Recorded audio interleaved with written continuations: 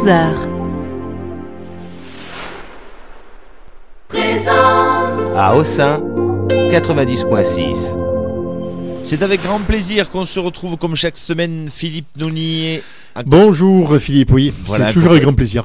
Oui, avec Chloé et Laurie qui sont là présentes. Bonjour les filles. Bonjour. Bonjour. Voilà, alors aujourd'hui je crois que c'est une chronique encore un petit peu particulière, on change les règles de semaine à semaine. Ouais, on change les règles, voilà, pour tester des choses et puis c'est bien agréable. Et puis avant que je co-présente, je vais expliquer pourquoi après, avant que je co-présente mon invité, notre invité, on verra ça après avec Sylvie. Vous nous présentez quoi en deuxième partie d'émission, Laurie et Chloé? Donc aujourd'hui c'est Laurie qui va nous parler de Parle-leur de bataille, de rois et d'éléphants, écrit par Mathias Hénard et paru aux éditions Babel. Paru aux éditions Babel, d'accord. Donc à tout à l'heure en deuxième partie d'émission. Alors venons-en maintenant à, je vais pas dire mon invité, mais nos invités. Du jour, ici, dans l'émission littéraire Un jour, un livre, un auteur. C'est un homme et une femme aujourd'hui. Voilà, aujourd'hui, on a respecté la parité. C'est la même romancière que la semaine passée. J'ai nommé Sylvie Etché. On avait présenté la semaine passée donc, Le Cri du Toucan, donc un très très beau roman aux éditions Edilivre que je recommande à nouveau donc, de lire. Et ce qu'on avait conclu la semaine passée, c'est qu'elle revienne cette semaine avec un invité qui est également romancier. Et la formule du jour, Philippe, vous le disiez à l'instant, oui. Ça va être qu'on co-présente son invité, donc avec Sylvie Etché, qui est à côté de moi en studio, et Diego est en face, et elle va nous présenter donc son invité.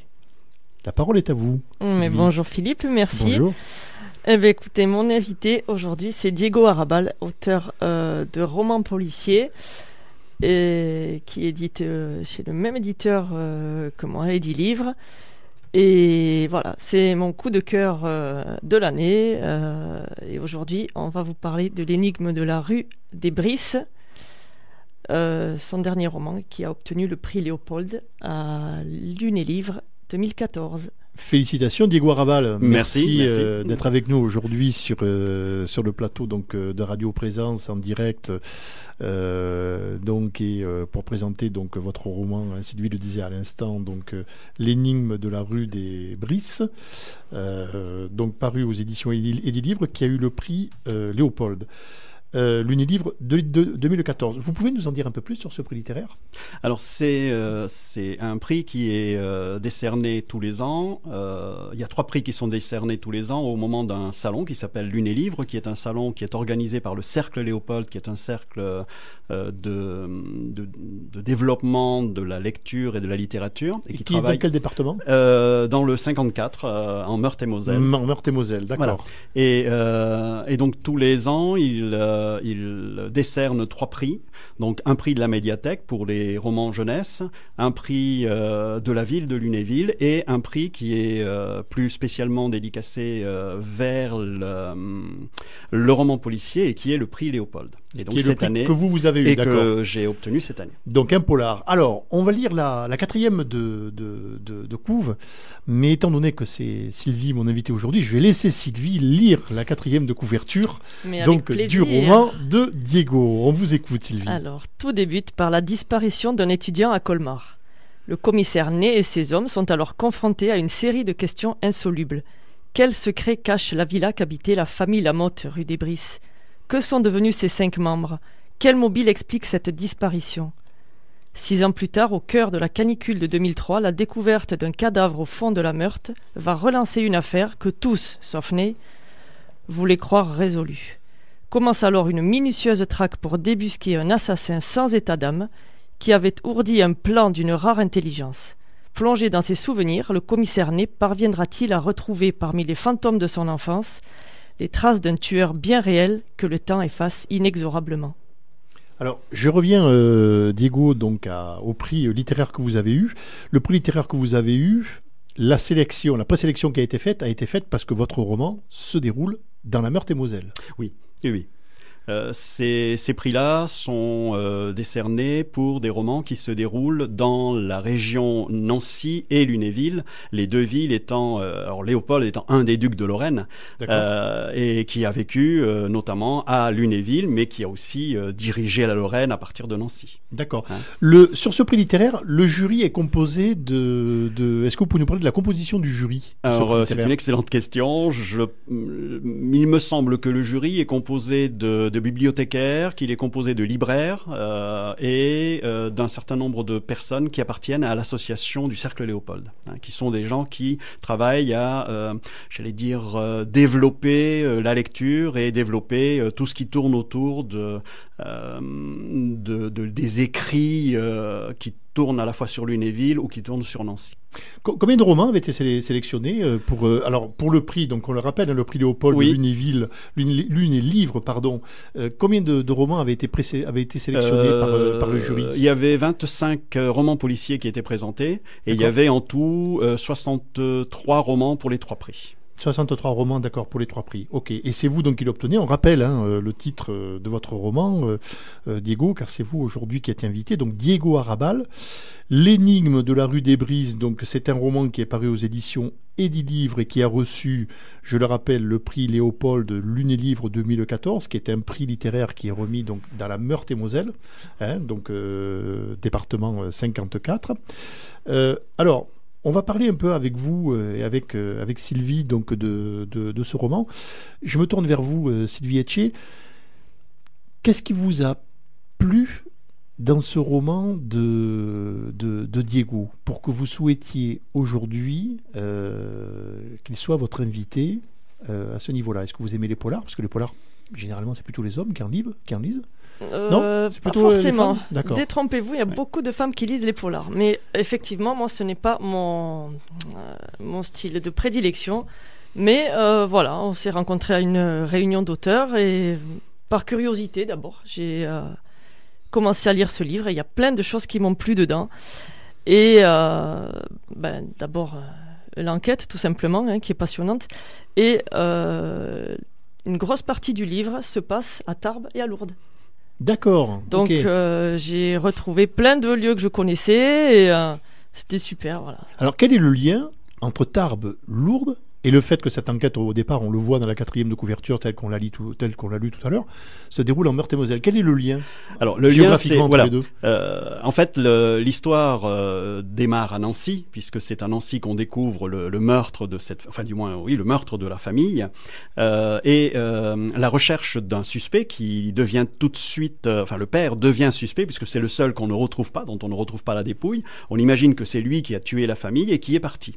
Et la poursuite des traces électroniques qu'il va laisser va conduire le commissaire à se rendre dans les Pyrénées parce que les traces le conduisent jusqu'aux Pyrénées et il semble qu'il a voulu traverser la frontière au niveau de Gavarnie.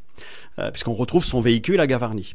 Et donc le commissaire va le suivre. Alors ce qui moi m'intéressait là-dedans, c'est pas simplement le fait qu'il vienne jusqu'à Gavarnie, mais c'est que ce commissaire, il a vécu à Bagnères de Bigorre pendant de nombreuses années dans son enfance. Ses parents enseignants enseignaient à Bagnères. Et donc il a vécu et il va se retrouver confronté à la fois à ce personnage-là qu'il poursuit, qui a vécu lui aussi la famille a vécu aussi à Bagnères, elle a vécu dans le coin, et il va se trouver confronté à un double fonctionnement de ce fantôme. C'est d'une part ses propres fantômes personnels, c'est-à-dire tout ce qu'il a vécu dans son enfance, le décalage qu'il y a entre la ville qu'il a vécu une 30aine d'années auparavant ou 40 ans auparavant et ce qu'il est en train de voir comme nouvelle ville puisqu'il n'était pas revenu, des souvenirs de son enfance et de sa grand-mère qui habitait un peu plus haut dans la vallée de Campan, et en même temps ce personnage après lequel il court et qui n'arrive pas à concrétiser, c'est-à-dire que